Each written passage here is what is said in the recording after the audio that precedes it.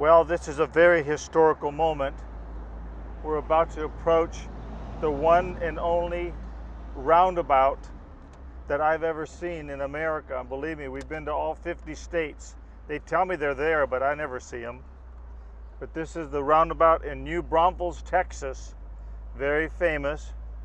And we're going to make the loop.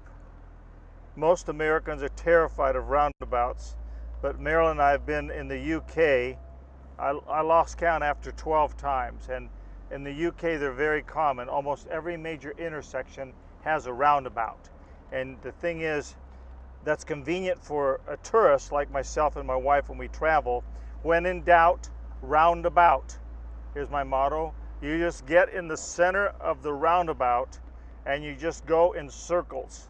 And hopefully your wife is attentive or your passenger, and they're looking off to the right or to the left, whatever country you're in. If it's UK, it's the left.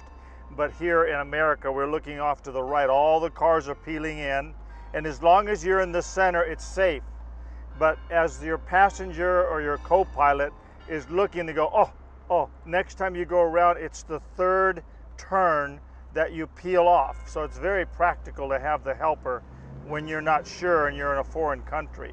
So I like roundabouts. I think they're kind of fun. And if it's a really small one, it can make you, it's kind of like going to Disneyland. It's a free ride. You just keep going around and around. Nobody knows what you're doing except yourself. You're having a great time. All the other cars are busy peeling off.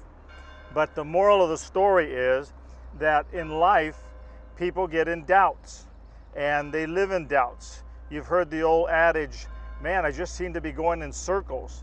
And that's what happens in life. We go in circles and we can't get out because we're unstable, we're fearful, insecure, we don't have direction, and so we just go in circles. And God doesn't want us to live in circles.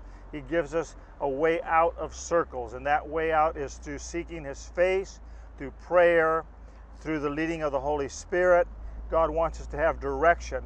I like Teddy Roosevelt. His adage in life was, dare to do things. It's better to be marred with dirt and grit and just life than to just spin your wheels and do nothing.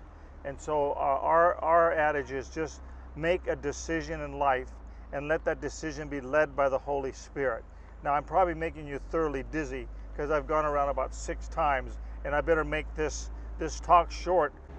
I leave you with this word: to pause and ponder.